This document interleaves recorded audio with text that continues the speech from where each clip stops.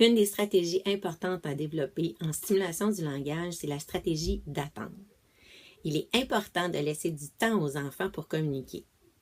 Il est aussi important de laisser des silences pour leur laisser le temps de prendre l'initiative de la communication. À moins d'être complètement bilingue, vous avez sûrement déjà vécu cette situation. Vous êtes au téléphone avec une personne anglophone ou encore vous entrez dans un magasin, un dépanneur et la personne s'adresse à vous en anglais.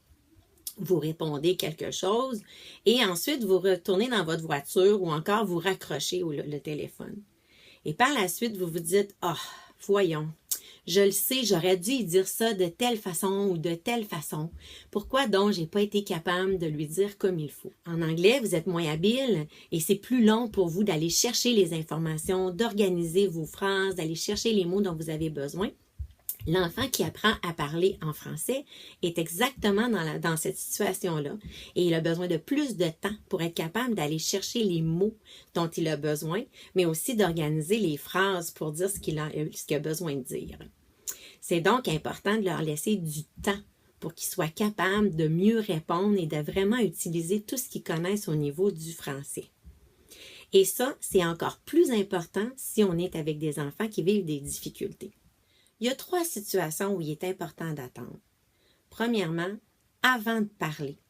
C'est-à-dire, si on présente une image, un jeu, si une tour vient juste de tomber, avant de dire quelque chose, je vous propose d'attendre, de voir est-ce que l'enfant va dire quelque chose par lui-même et qu'est-ce qu'il va dire. Ça a fait du feu. L'autre situation où on va pouvoir attendre, c'est après avoir posé une question. Moi, j'ai vu d'autres choses dans ton cahier. Qu'est-ce qui s'est passé ici? On allait au carnaval, là.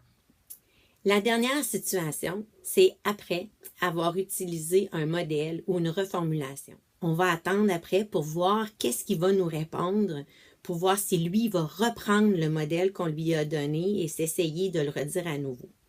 S'il le reprend, tant mieux. S'il ne le reprend pas, c'est pas plus grave. Quack, quack, quack. OK. C'est pas facile d'attendre. On est dans une société où tout va vite. On est habitué de répondre rapidement, de parler rapidement. On conseille d'attendre avec les enfants de 5 à 10 secondes. C'est une éternité, 5 secondes. Si, par exemple, je présente un crayon à l'enfant puis je lui demande « Qu'est-ce que c'est? »